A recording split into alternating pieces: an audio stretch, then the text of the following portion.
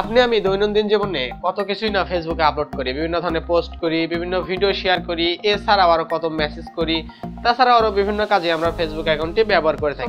আপনি যদি আপনার ফেসবুক অ্যাকাউন্টটি যদি ডিলিট করে ফেলে দেন, তাহলে কিন্তু আপনার যে ফেসবুকে যত স্মৃতি ছিল সেগুলো কিন্তু নষ্ট হয়ে যায়।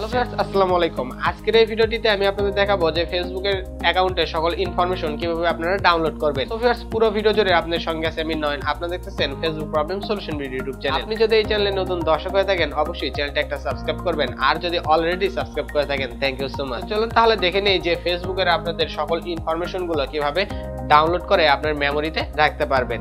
তো চলুন তাহলে শুরু করি।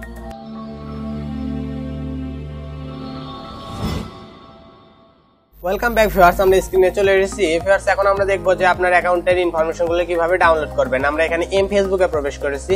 এখান থেকে যে থ্রি ডট আইকনটি রয়েছে, আইকনটিতে ক্লিক দেবো, স্ক্রল ডাউন করব।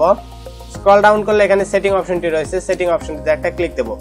একটু স্ক্রল ডাউন করব। স্ক্রল ডাউন করলে এখানে লেখা রয়েছে ডাউনলোড ওর ইনফরমেশন, এই অপশনটিতে ক্লিক দেবো। এখানে আপনি দুইটা অপশন পাবেন, একটা হচ্ছে রিকোয়েস্ট কপি, অ্যাভেলেবল কপিস।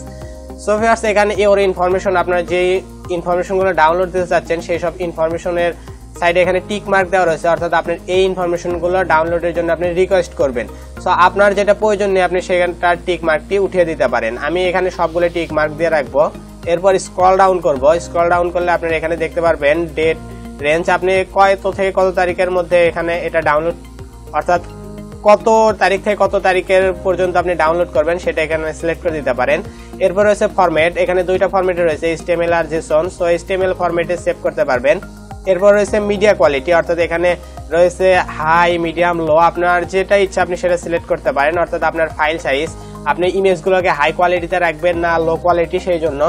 এরপর এখানে রয়েছে ক্রিয়েট ফাইল, অপশনটিতে একটা ক্লিক দেবেন। অপশনটিতে ক্লিক দেওয়ার পরই আপনার এই রিকোয়েস্টটি তাদের কাছে চলে যাবে, এই জন্য এটা পেন্ডিং এ রয়েছে। সো আপনার অ্যাকাউন্ট কত থেকে খোলা হয়েছে আর কত তারিখ পর্যন্ত এই ইনফরমেশন গুলোর জন্য রিকোয়েস্ট করেছেন সেগুলো এখানে রয়েছে। এরপরে এটা পেন্ডিং, এটা হতে আপনাদেরকে কয়েক ঘন্টা বা কয়েক দিনও সময় লাগতে পারে। আপনি চাইলে এখানে পেন্ডিংটাও কেটে দিতে পারবেন। এরপরে আমি আপনাদেরকে দেখাবো যে কিভাবে এটা ডাউনলোড করতে হয়। So viewers, welcome back. আমরা প্রায় 12 ঘন্টা পর আবারও ফিরে আসলাম। দেখতে পারবেন আমাদের অ্যাভেলেবল কপিস, এখানে আমাদের 1 কপি হয়ে গেছে।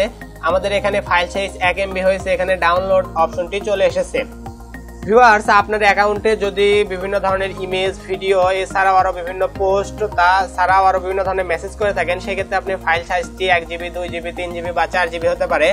এরপরে এখান থেকে ডাউনলোড অপশনে ক্লিক দেবেন। ডাউনলোড অপশনে ক্লিক দেওয়ার সাথে সাথে এখানে দেখতে পারবেন জিপ ফাইল নামে একটা ফাইল ডাউনলোড হয়ে যাবে। আপনার যদি অ্যান্ড্রয়েড ফোন হয়ে থাকে তাহলেই আপনি দেখতে পারবেন যে ডাউনলোড শুরু হয়ে যাবে।